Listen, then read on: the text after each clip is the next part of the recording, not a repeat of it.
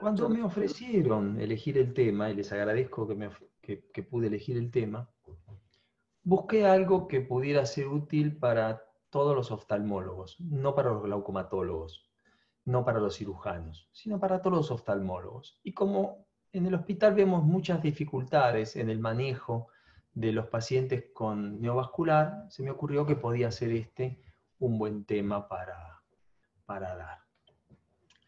¿Se ve el mouse ahí? Bueno, toda esta mole que ven acá inmensa es en donde trabajo, que es el Hospital de Clínicas, que es el hospital de la Universidad de Buenos Aires. La Universidad de Buenos Aires tiene una facultad de medicina, que es esta que está acá. La que está atrás es la facultad de odontología, y la que está acá al costado es la de farmacia y bioquímica. Después acá están toda la parte de anatomía, acá está kinesiología, acá está anatomía patológica, bueno, todo esto. En esta plaza que está acá, esta es la plaza de Bernardo Hussein. Bernardo Hussein fue el primer premio Nobel de Medicina de Argentina, de la Universidad de Buenos Aires. Acá estaba el viejo Hospital de Clínicas, que era de 1881. Y aquí en el medio todavía persiste y está muy bien cuidada la Capilla San Lucas, que era la capilla del hospital. Y por acá, no se ve, pero por acá hay un busto, que es el busto de la Gleize, que fue uno de los oftalmólogos que iniciaron la oftalmología en la Argentina. Bueno, acá en el tercer piso donde estamos nosotros. Bueno, el glaucoma neovascular es un glaucoma secundario severo, que está producido por un montón de patologías, pero todas esas patologías tienen una característica, es la isquemia retinal u ocular por inflamación, con inflamación ocular. Todas esas patologías, todas tienen de común la isquemia retinal u ocular. Clásicamente se describe al glaucoma neovascular con una fase de ángulo abierto y con una fase de ángulo cerrado, como después vamos a ver. Y todos los glaucomas neovasculares se caracterizan por un comienzo característico, que son finas arborizaciones vasculares en el borde de la pupila, acompañadas de una membrana fibrosa que va retrayendo al iris. Pueden ver aquí, no sé si se ve el mouse. ¿Se ve o no? Sí se ve, doctor. Sí, sí se ve. Perfecto. Sí se ve. Claro, sí, estoy compartiendo pantalla. Bueno, aquí pueden ver las finas arborizaciones que arrancan en el borde de la pupila, pero también arrancan del borde del iris. Aquí pueden observarse desde el ángulo cómo existen estas arborizaciones. En realidad, uno dice neovascular y uno piensa en el vaso, pero en realidad lo que se produce es una membrana fibrovascular. Y esta membrana fibrovascular, producida como consecuencia de la isquemia microvascular retinal, tapiza también el seno camerular. Y entonces produce un glaucoma neovascular con el ángulo abierto, como se puede ver en este esquema de aquí. Pero esa misma membrana fibrovascular, a medida que evoluciona, puede producir el cierre del ángulo, porque lo que hay es un adosamiento del iris a la pared córneo-escleral. Y entonces tenemos un glaucoma neovascular con el ángulo cerrado. Aquí, en la imagen del centro, se puede ver que directamente no hay estructuras en el seno camerular porque se pegó el iris periférico a la córnea periférica. En este otro caso es aún más avanzado, se ve directamente todo un ectropion del epitelio pigmentario, de tal manera que se produce una midriasis que permite incluso a través de la gonioscopía ver los procesos ciliares. Pero también tenemos que saber que normalmente en el ángulo hay vasos. Hay tres tipos de vasos que podemos encontrar en una persona normal en el ángulo. El vaso radial, el circunferencial y el trabecular. El vaso radial es como los rayos de la rueda de una bicicleta. Están sobre el iris y son como los vasos de la rueda de una bicicleta. El vaso circunferencial se encuentra en la banda del cuerpo ciliar y se ve como unas saliditas, así como el dibujito del monstruo del lago Ness. En este ejemplo aquí abajo se ve claramente el círculo arterial mayor de iris y también los vasos circunferenciales. Y el vaso trabecular es el más raro de encontrar y es como si fuera una coma que aparece precisamente en el trabecular. Quiere decir que normalmente en el ángulo podemos encontrar tres tipos de vasos. El vaso radial en el iris, el vaso circunferencial en la banda del cuerpo ciliar y el vaso trabecular en el trabeculado. Si ustedes miran la imagen de aquí abajo y observan el centro de estos dos óvalos, van a encontrar dos vasos. Estos vasos están atravesando el espolón. Ningún vaso normal del ángulo atraviesa el espolón. Eso es un neovaso. Si no es este o este, que son los que podríamos encontrar normalmente, cuando encontramos entonces un vaso que atraviesa el espolón, eso es un vaso anómalo, eso es un vaso neovascular. ¿Cuáles son las causas más frecuentes de un glaucoma neovascular? Las 4 más frecuentes son la retinopatía diabética, la oclusión de la vena central de la retina, la oclusión de rama venosa retinal y la oclusión de la arteria central de la retina. Esas son las 4 más frecuentes. Por eso en un color más oscuro les puse las otras causas que son menos encontradas. El síndrome ocular isquémico, la enfermedad de Ills, el melanoma uveal, la retinopatía del prematuro, la isquemia del segmento anterior, que puede ser quirúrgica, el desprendimiento de retina crónico y el síndrome exfoliativo. Esas son causas menos frecuentes. Las más frecuentes, recuerdo, entonces son la retinopatía diabética, por lejos la primera, y después la obstrucción de vena o de rama venosa y la oclusión de la arteria central. Hay causas menos comunes todavía, la heterocromía de Fuchs, las uveitis crónicas y el Coats. Y aún menos comunes las células falciformes, las vasculitis sifilíticas, la persistencia de vasculatura fetal, retinosquisis, metástasis oculares, retinoblastoma, el aceite de silicón puede dar un glaucoma neovascular, y los traumas y la radiación crónica. Esas son las causas más comunes. Pero de las enfermedades sistémicas vasculares no hay que olvidarse de la diabetes. Está la enfermedad oclusiva de la carótida, la fístula carótida cavernosa, el Takayasu, la arteritis de células gigantes. Todas esas son situaciones más raras. Por lejos, primero lejos, es la diabetes. Y recuerden que la causa más común de glaucoma neovascular es la isquemia retinal. Y lo que hay que hacer ante una isquemia retinal es panfotocoagulación. No es un tema de gotas o un tema de inyecciones. Es una panfotocoagulación. La isquemia retinal se trata panfotocoagulando la retina. ¿Cuáles son las características que encontramos en el segmento anterior? Bueno, las que encontramos son los finos vasos sanguíneos arborizados sobre la superficie del iris. Este esquema de acá arriba es clarísimo, como se ve, como si fuera una especie de telaraña sobre el borde del iris. Los vasos que se acompañan de una membrana fibrosa, fíjense cómo aquí en el de abajo se puede ver que estos vasos están empezando a retraerse y entonces producen un ectropion del pigmento del borde de la pupila.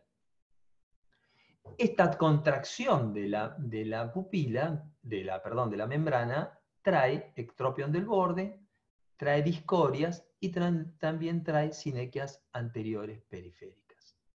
Y ojo que puede haber vasos en el ángulo, aunque aún no se los encuentre en el iris.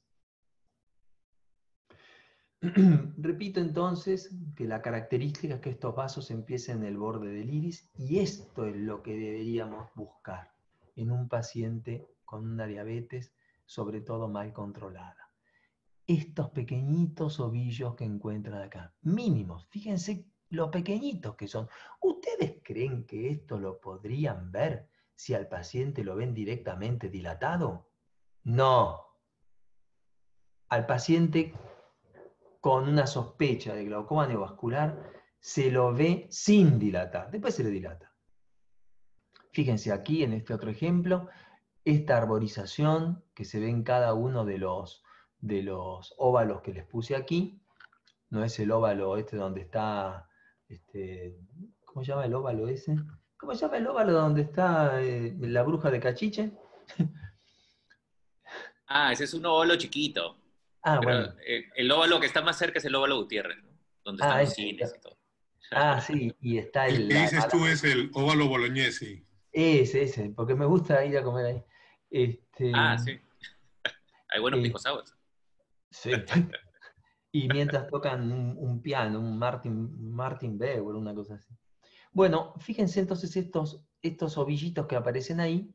Si ustedes miran más allá de estos óvalos, van a encontrar igual neovasos, característicos del neovascular.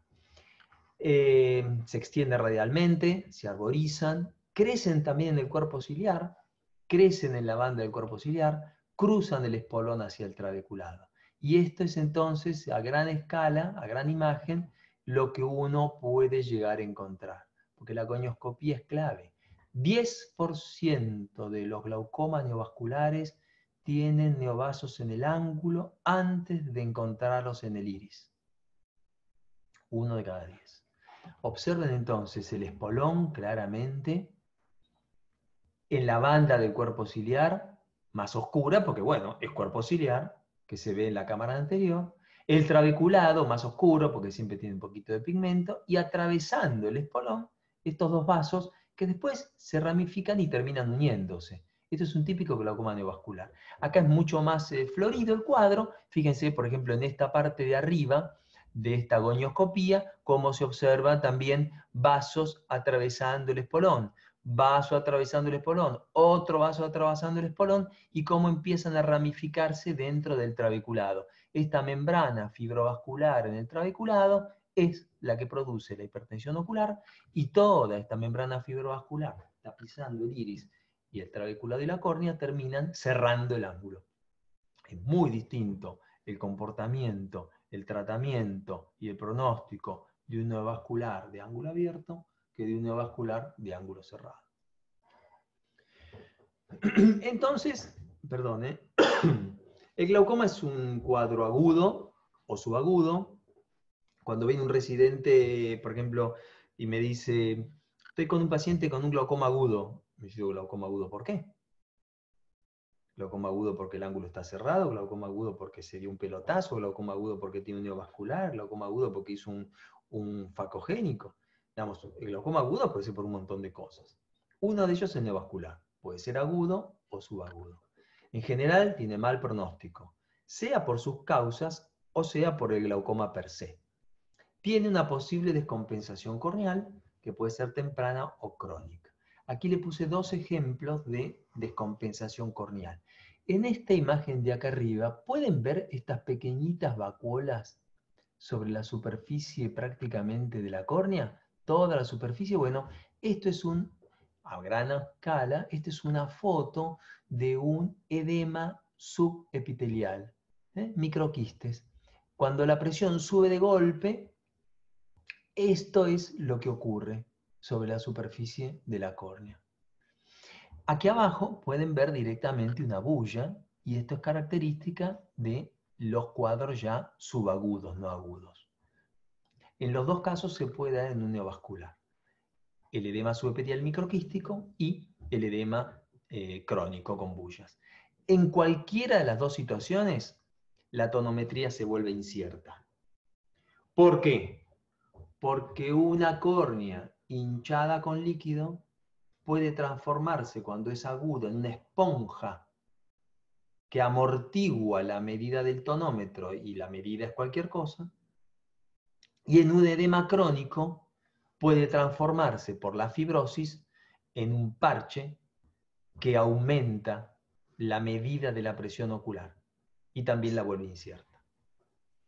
Entonces, este glaucoma agudo o subagudo de mal pronóstico puede tener la descompensación corneal, dolor, reducción de visión, hiperemia conjuntival y por supuesto la presión ocular aumentada. Repito, si hay edema de córnea, la medida de la presión es incierta. Y muchas veces hay que recurrir a la digitopresión. No hay que mirar el segmento anterior con el paciente dilatado, en absoluto, porque no vamos a encontrar los neovasos. ¿Qué tratamientos podemos encarar frente a un paciente con un glaucoma neovascular? Antiangiogénicos, ablación retinal con crioterapia, atropina y corticoides tópicos, supresor del humor acuoso, tópicos y sistémicos. Bueno, los antiangiogénicos, ustedes saben que no resuelve el problema, que lo que hace es darnos tiempo para poder hacer la panfotocoagulación. Sobre todo en estos pacientes que les cuento, los más frecuentes, diabetes y obstrucción de vena central de la retina. El antiangiogénico reduce la posibilidad de sangrado, reduce la posibilidad de edema y nos da tiempo para actuar. Pero no es la solución final. La solución final es la ablación retinal con láser. Si no se llega a ver bien la retina porque haya alguna opacidad de medios o porque la pupila no dilate bien, se puede recurrir a la ablación retinal con crioterapia. La atropina y los corticoides tópicos son de rutina y por lejos el tratamiento tópico indicado en un glaucoma neovascular. Independientemente de un timolol, de una brimonidina, no sé si una dorsolamida, la dorsolamida y la brinzolamida no le hacen bien al endotelio y este endotelio corneal ya sufrió.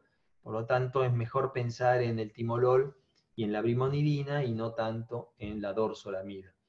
No conviene usar prostaglandinas porque pueden generar inflamación. No está indicado usar pilocarpina porque genera inflamación. Pero lo que sí es una ayuda valiosa es la atropina y los corticoides tópicos.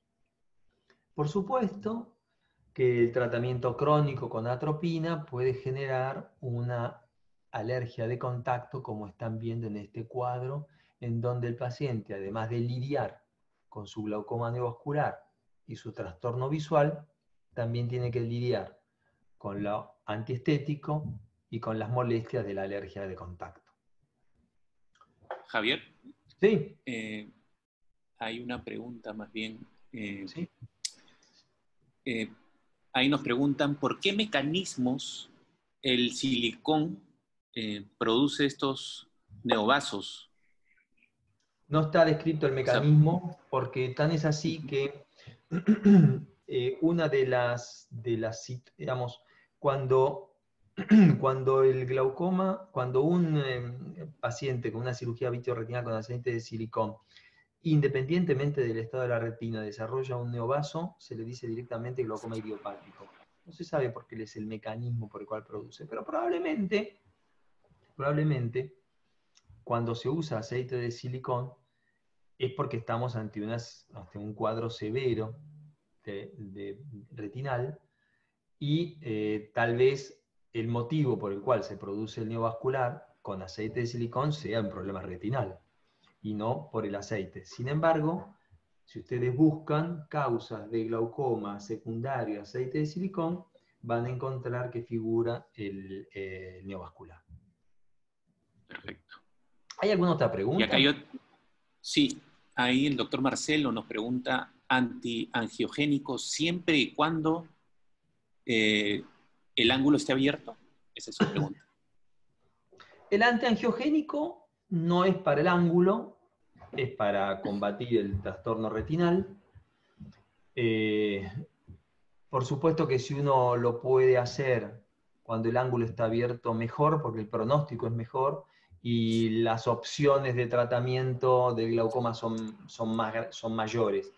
Cuando el ángulo ya está cerrado, igual el antiangiogénico es para la retina y después vamos a contar con menos opciones para la resolución del glaucoma.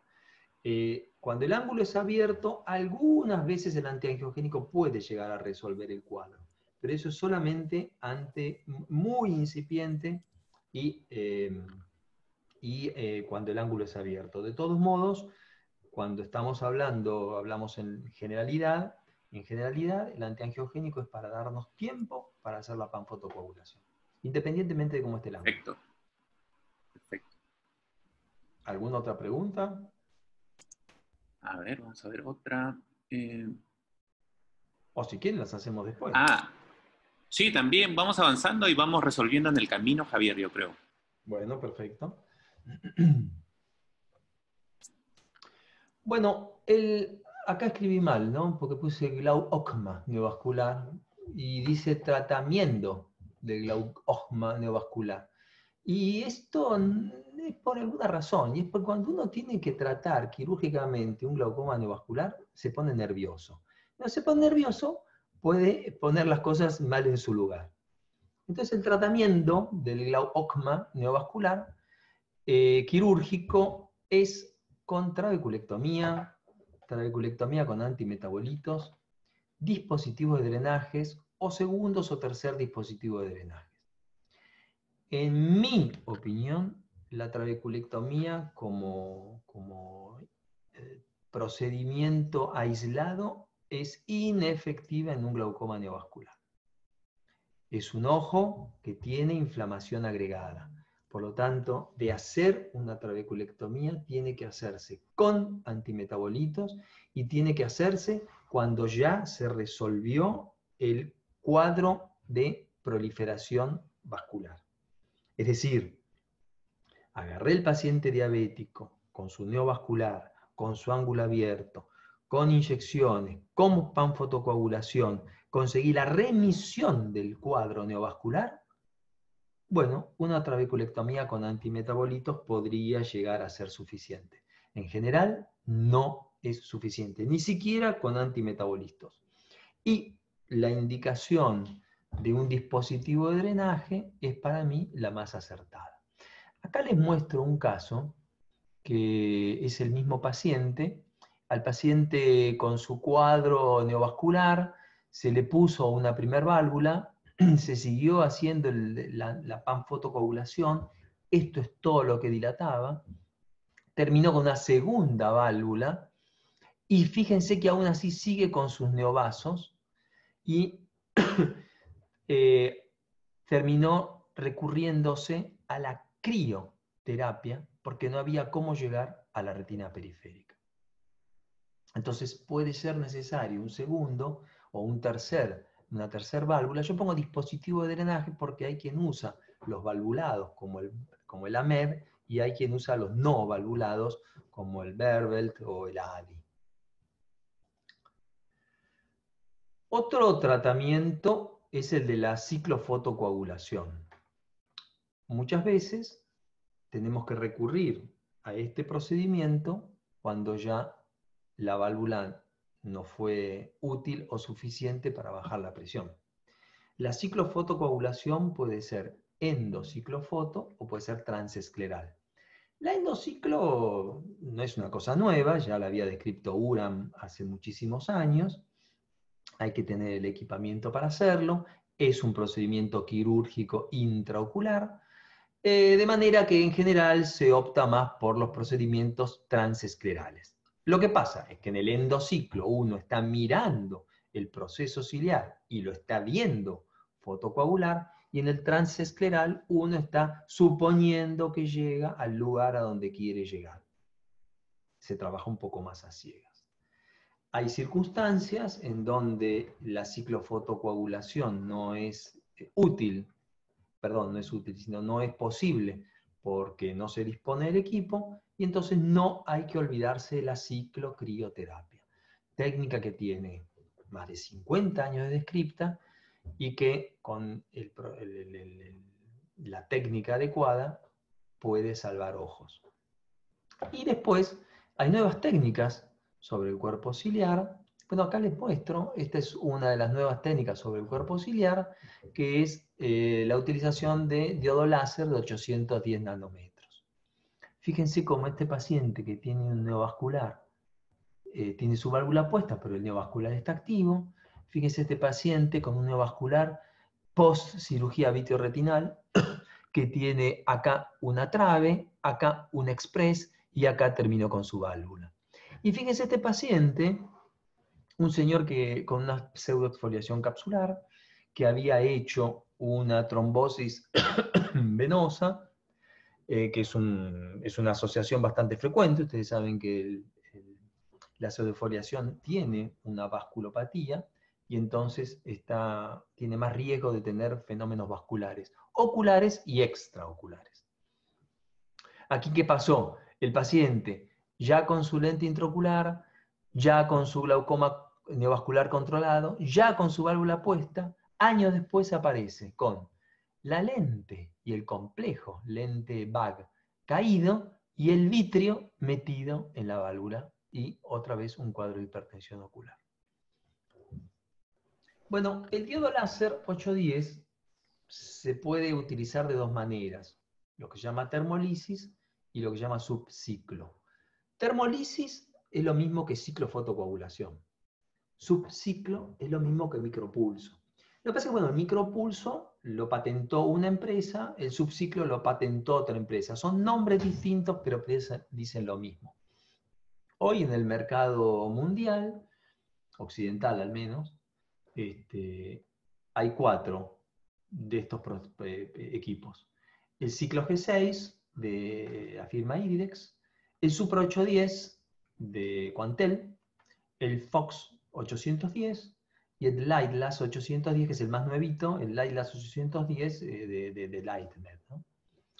El ciclo G6 tiene 2 sondas, una que es la sonda G-Probe para la ciclodestrucción y otra que es la MP3 Probe para el micropulso, que es esta que está acá atrás, la que le mostré primero, ¿no?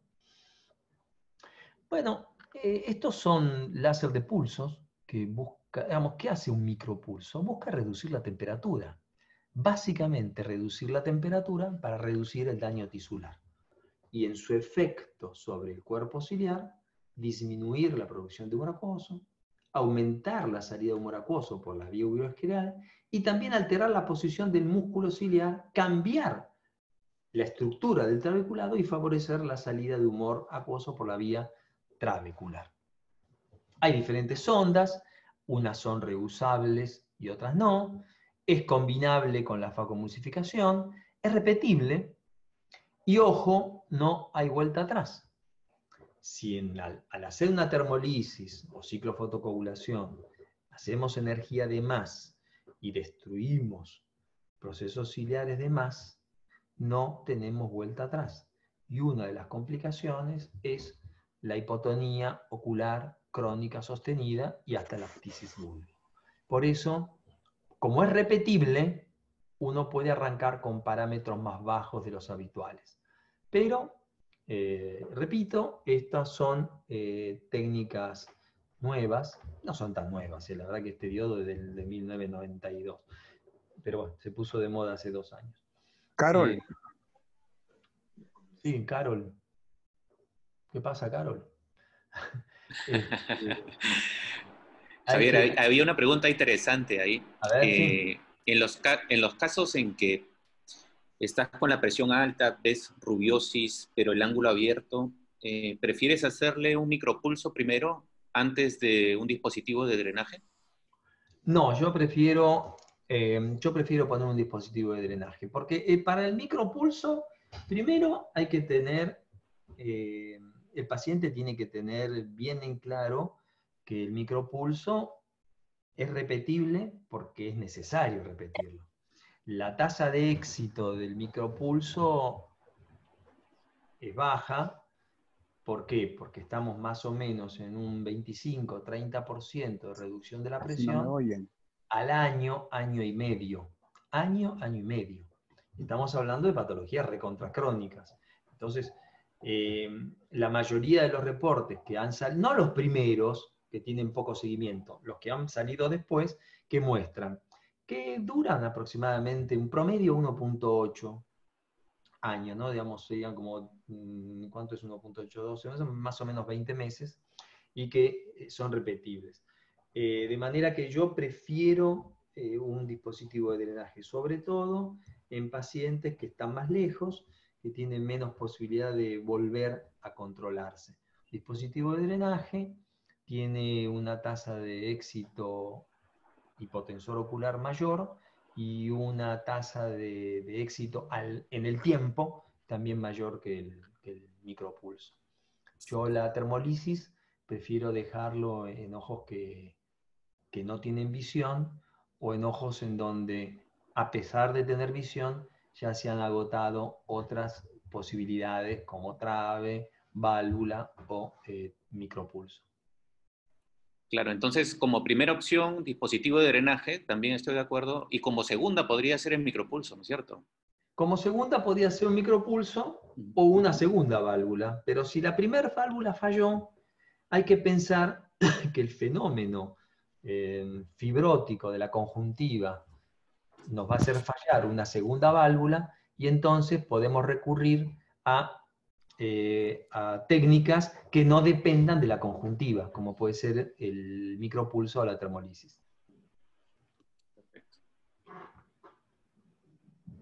Fíjense que en ninguno de estos casos estoy nombrando a los mix.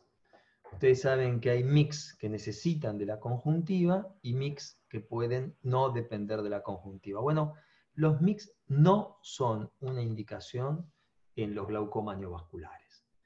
De ninguna manera en el ángulo cerrado y tampoco en el ángulo abierto.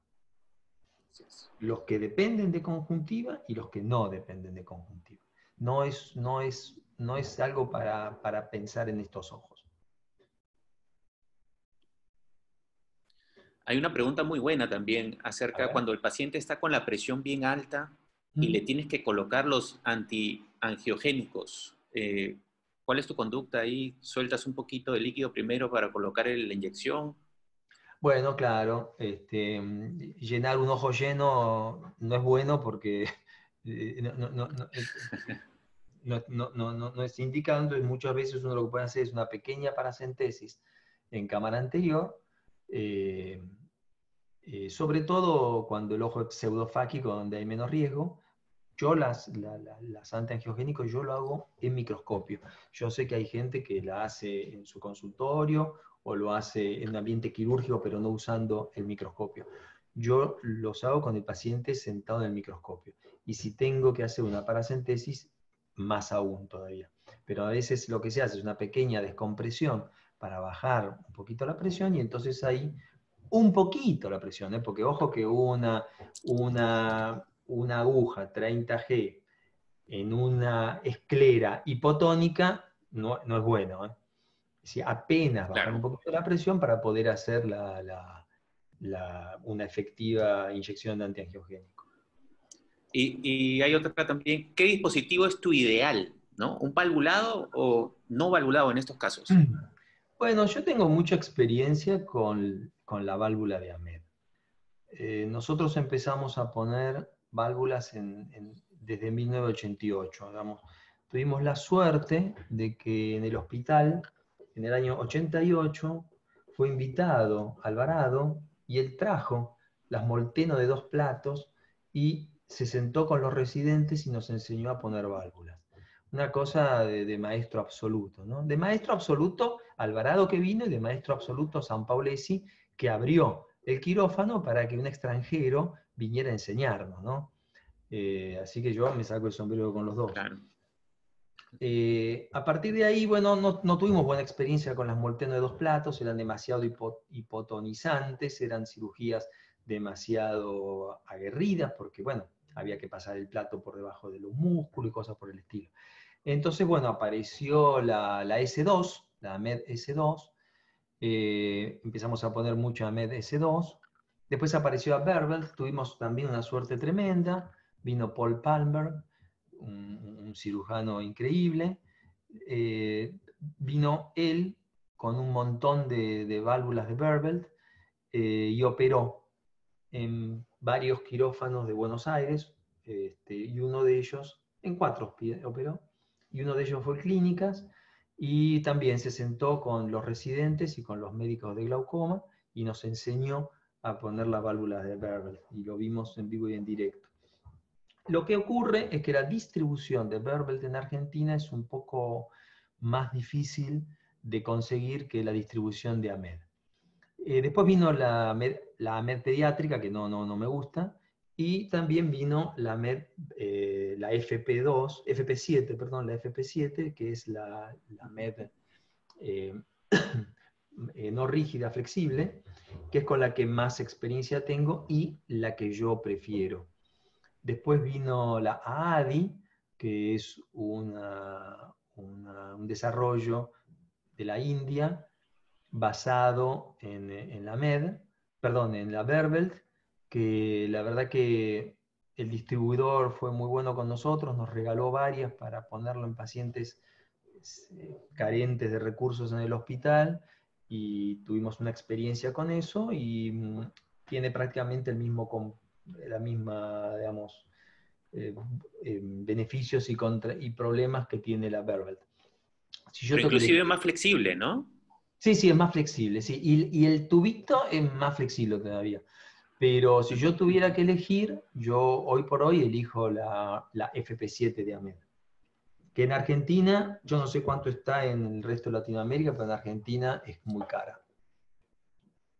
Estamos en $1.200 más o menos.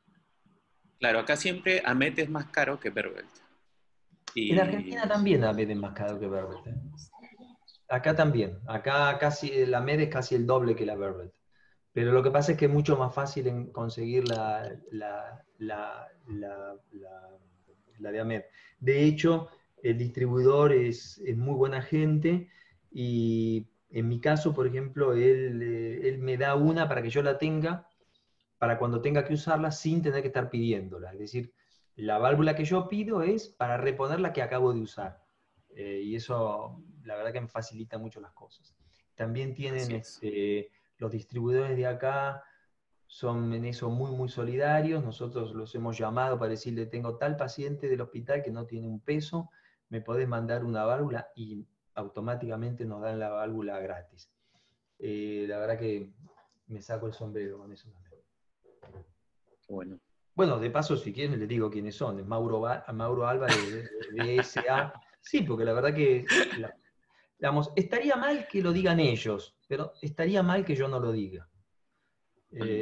Mauro Álvarez de BSA es extremadamente solidario, y Osvaldo Casín y Horacio Cervo de Laboratorio Casín son también muy solidarios en eso.